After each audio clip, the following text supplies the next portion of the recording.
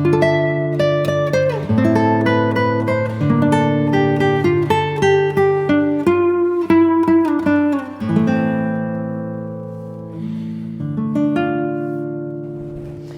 నేను 6వ భాగంలోకి వెళ్తాను.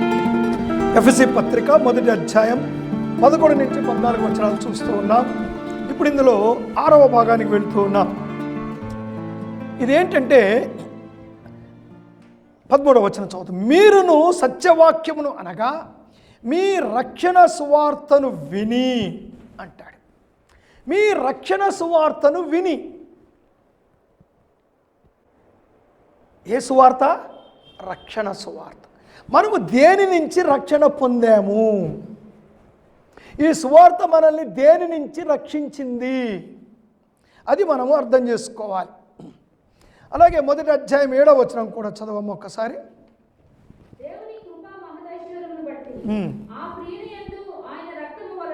ఆయన రక్తము వలన. ఇందాక మన సువార్త అంటే ఏంటో నేను ఇంతకుముందు భాగంలో చెప్పుకున్నాం కదా. సువార్త అంటే ఆయన మరణము, పునరుద్ధరణ. సో ఆయన రక్తము, సిలువ, ఇవన్నీ కూడా యేసు ప్రభువు యొక్క మరణానికి సినోనిమ్స్, పర్యాయ పదాలు. సో ఆయన రక్తం అంటే ఆయన మరణము వలన, అంటే ఇక్కడ సువార్త, ఆయన సువార్త వలన మనకు విమోచనము అనగా మన అపరాధములకు క్షమాపణ కలిగి ఉన్నది. మన అపరాధములకు క్షమాపణ. దేని నుంచి రక్షణ పొందామండి? అపరాధముల నుంచి రక్షణ పొందాము. మన పాపముల నుంచి రక్షణ పొందాము. ట్రెస్ ప్యాసెస్ ఎన్నో అతిక్రమించాం. మనము ఎన్నో అతిక్రమించాం. వాటన్నిటి నుంచి ఇక్కడ 2 మాటలండి. విమోచన అనే మాట ఒకటి, అపరాధములకు క్షమాపణ అనే మాట ఒకటి. విమోచన అన్నది పాపానికి సంబంధించింది. పాపము ఆదాము నుండి మనకు సంక్రమించింది. We are all made sinners in Adam. ఇప్పుడు ఆ పాపము నుండి మనం విమోచించబడ్డాం. రెండవది ఏమిటంటే, మనం పాపులముగానే పుట్టాము కనుక we have trespassed God's law and God's principles. మనము దేవుని యొక్క న్యాయాన్ని, దేవుని యొక్క చట్టాన్ని, దేవుని యొక్క పద్ధతిని అన్నిటిని కూడా అతిక్రమించి జీవించాము. సో ఈ అతిక్రమంలో నుంచి క్షమాపణ, ఇది రక్షణ. వీటి నుంచి రక్షణ వచ్చింది. నేను కొన్ని మాటలు చదువుతాను. అందులోనే పౌలు భక్తుడు రాస్తాడు 2వ అధ్యాయంలోనే. ఇక్కడ ఒక మాట మనం చూస్తాం. 1వ వచనము నుండి 5వ వచనం వరకు నేను చదువుతాను, గమనించండి. మీ అపరాధముల చేతను పాపముల చేతను మీరు చచ్చిన వారై ఉండగా. అదండి మీరంటే ఎవరు? ఇందాక మనము మీరు క్రీస్తునందు నిర్ణయించబడ్డారు, మీరు క్రీస్తునందు స్వీకరించబడ్డారు, మీరు క్రీస్తునందు ఏర్పరచబడ్డారు, మీ రక్షణ సువార్తను విని. సో మీ ఎవరు ఇక్కడ చెప్తున్నాడు. మనము సువార్త వినకముందు, ఆ సువార్త మనల్ని రక్షించక ముందు ఏమిటి మనకు దేని నుంచి రక్షణ వచ్చిందో అని చెప్తున్నాడు. ఏమిటట? మీ అపరాధముల చేతను పాపముల చేతను మీరు చచ్చిన వారై ఉండగా. చావు నుండి రక్షణ పొందాము, చావు నుండి విమోచించబడ్డాము. ఆత్మీయంగా చచ్చిపోయాం మనం. ఏమండి? ఆత్మీయంగా చచ్చిపోయాం.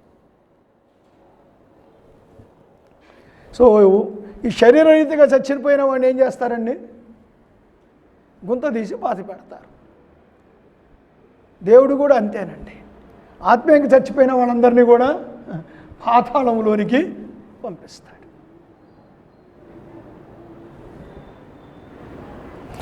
ఆయన మిమ్మును క్రీస్తుతో కూడా బ్రతికించెను. మీరు వాటిని చేయొచ్చు. ఏమిటి వాటిని? కింద చెప్తాడు. వాయుమండల సంబంధమైన అధిపతిని. చూశారా?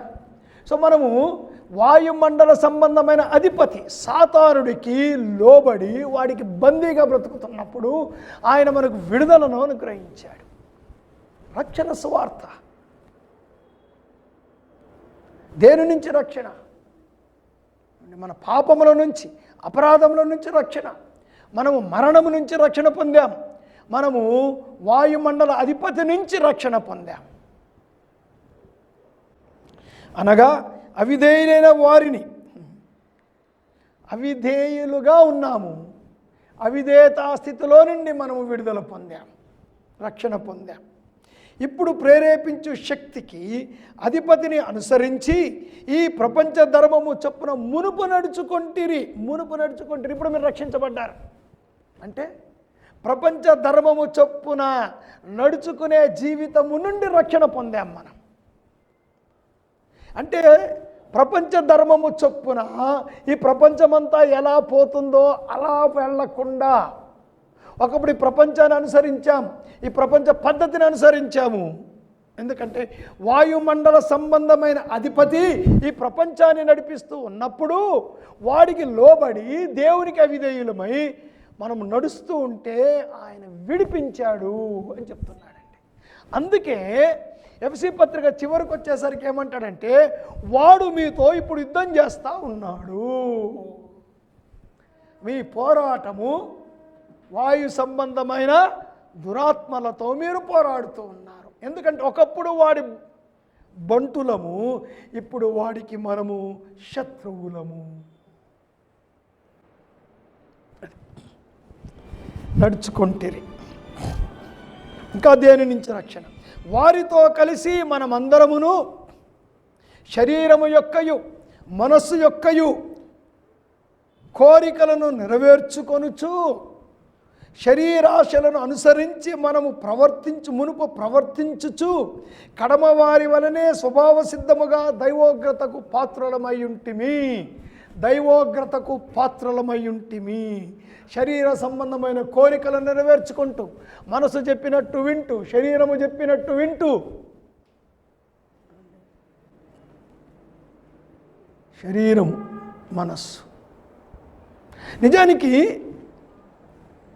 శరీరము యొక్కయు మనసు యొక్కయు ఈ రెండు కంబైండ్ అండి. శరీరము మనసు అనేవి కంబైండ్గా పనిచేస్తాయి. ఈ యొక్క పాపపు కోరికలు మనస్సులోనూ పుడతాయి, శరీరంలో కూడా పుడతాయి. కనుక మనం ఈ శరీరంలో ఉన్నాం కాబట్టి ఈ శరీరము మాట వింటుంది. ఈ శరీరాన్ని నియంత్రించేది మనసు గనక ఈ శరీరము మనసు మాట కూడా వింటుంది. అందుకే రెండు కలిపి చెప్తున్నాడు. వాటిని అనుసరిస్తున్నాము, వాటి నుంచి దేవుడు మనల్ని రక్షించాడు. ఈ సువార్త రక్షించింది. అంతేకాదు దైవోగ్రతకు పాత్రలమై ఉంటిమి, దైవోగ్రత నుంచి కూడా మనము విడుదల పొందాము అండి. కిందకి వెళ్తా 4-5 వచనాలు కూడా. ఇవన్నీ కూడా మనము మళ్ళీ ఈ 2వ అధ్యాయానికి వెళ్ళినప్పుడు వాటిని డీటెయిల్గా చూద్దాం. కేవలం ఇక్కడ దేని నుంచి రక్షణ పొందామన్న మాటే చూస్తున్నాం. అయినను దేవుడు కరుణా సంపన్నుడై ఉండి మనము మన అపరాధముల చేత చచ్చిన వారమై ఉండినప్పుడు రిపీటెడ్ సైతము మన ఎడల చూపిన తన మహాప్రేమ చేత మనలను క్రీస్తుతో కూడా బ్రతికించెను. కృప చేత మీరు రక్షించబడి ఉన్నారు. అది రక్షణ. దేని నుంచి మనము రక్షణ పొందామో చెప్తూ ఉన్నాడు. అంతేకాదు, ఇది మనకి ఇంకా కొద్దిగా అర్థం కావాలంటే 2-3 మాటలు చూద్దాం సువార్తకు సంబంధించి. 2వ అధ్యాయము 7వ వచనం చదవమ్మా. 2:17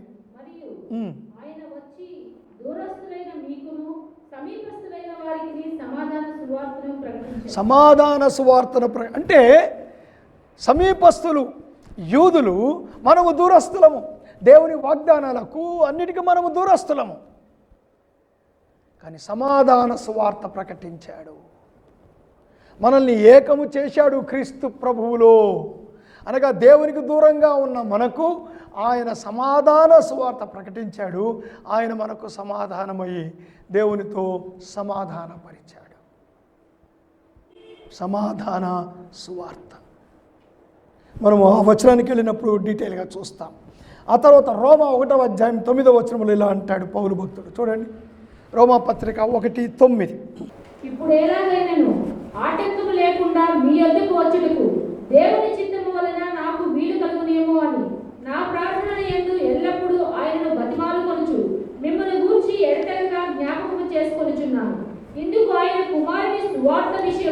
ఆయన కుమారుని సువార్త.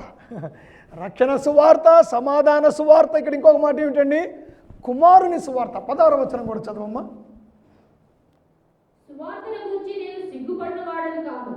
ఏలయనగా నమ్ము ప్రతి వానికి, మొదట యూదునికి, గ్రీసు దేశస్థునికి కూడా రక్షణ కలగజేయుటకు అది దేవుని శక్తి అయి ఉన్నది. అదండి, మొదట యూదునికి, తర్వాత అన్యునికి. సమాధాన సువార్త కుమారుని సువార్త, అనగా యేసు ప్రభు యొక్క సువార్త. So the gospel belong to Christ. Everything about Christ, ప్రభువుకు సంబంధించినది అంటాడు. ఎఫెసీ పత్రిక 3:8 కూడా ఇంకో చక్కటి మాట చెప్తాడు. దేవుడు మన ప్రభువైన క్రీస్తు యేసునందు చేసిన నిత్య సంకల్పము చొప్పున పరలోకములో ప్రధానులకును అధికారులకును సంఘము ద్వారా తన యొక్క నానా విధమైన జ్ఞానము ఇప్పుడు తెలియబడవలనని ఉద్దేశించి శోధింప శక్యము కాని క్రీస్తు ఐశ్వర్యమును అన్యజనులలో ప్రకటించుటకు.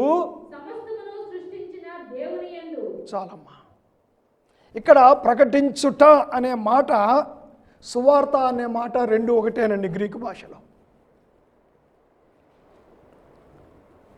సువార్త అనేది వర్బ్, నౌను. ఇక్కడ ప్రకటించుట అన్నది వర్బ్. సువార్త ప్రకటించుట యొక్క వర్బ్ ఇది. So the riches, all the riches of Christ అంటాడు. అంటే యేసు ప్రభువుల యొక్క రిచెస్. ఇక్కడ రిచెస్ అంటే యేసు ప్రభు యొక్క ఆస్తి ఏంటండి? పరలోకంలో బంగారం ఉందా? పరలోకంలో వెండి ఉందా? పరలోకంలో డైమండ్స్ ఉన్నాయా? పరలోకంలో ఏటీఎంలు ఉన్నాయా? హిస్ హోలీనెస్, హిస్ రైచియస్నెస్, ఆయన యొక్క పరిశుద్ధత, ఆయన యొక్క నీతి, ఆయన యొక్క సమాధానము, ఏమంటే ఆయన యొక్క దయాళుత్వము, ఆయన యొక్క ప్రేమ, ఆయన యొక్క సత్యము, ఆయన యొక్క న్యాయము. These are the riches of Christ. శోధింప శక్యము కానిది. We cannot understand his holiness. ఆయన పరిశుద్ధతను మనం అర్థం చేసుకోలేము, ఆయన కృపను అర్థం చేసుకోలేము, ఆయన నీతిని అర్థం చేసుకోలేము. ఏదో కొద్దిగా అర్థం చేసుకుంటున్నాం మనం అంతే. ఈ సువార్త ఏమండి యేసు ప్రభు యొక్క ఐశ్వర్యము దగ్గరికి మనల్ని తీసుకెళ్తా ఉంది. ఆ ఐశ్వర్యంలో పాలు పంచుకుంటూ ఉన్నాము, ఆ ఐశ్వర్యాన్ని అనుభవిస్తూ ఉన్నాము. అందుకే యోహాన్ అంటాడు, ఆయన వచ్చినప్పుడు మనము ఆయన వలె ఉందుము. ఏమండి, మనం ఆయన వలె ఉందుము. మనము క్రీస్తు యొక్క స్వరూపంలోనికి మార్చబడుతూ ఉన్నాము. The goal of our salvation అంటే మనం రక్షించబడిన తర్వాత దేవుడు ఇంకెందుకు ఉంచాలండి ఈ లోకంలో? Yes, he wants us to become grow into his likeness. యేసు ప్రభు యొక్క స్వరూపంలోనికి మార్చబడాలి. The more we understand the riches of Christ, the more we become like Christ. యేసు ప్రభు యొక్క ఆ యొక్క ఐశ్వర్యమును మనం ఎంతగా అర్థం చేసుకుంటూ వెళ్తామో అంతగా ఆయన స్వరూపంలోనికి మార్చబడుతూ వెళ్తాము. This is what the gospel is doing in our lives. ఆ సువార్త మన జీవితంలో దానిని చేస్తూ ఉన్నది. నేను ఇక్కడ కాపుతూ ఉన్నాను. వచ్చే వారం మరొక పాయింట్ చూడబోతున్నాం. మీరును సత్యవాక్యమును అనగా మీ రక్షణ సువార్తను విని, మీ రక్షణ సువార్త, ఈ రక్షణ సువార్త మీది అంటాడు. So next week we are going to see ఈ రక్షణ సువార్త మనది ఎలా అయ్యింది. హౌ దిస్ ఏమండి gospel of salvation has become hours.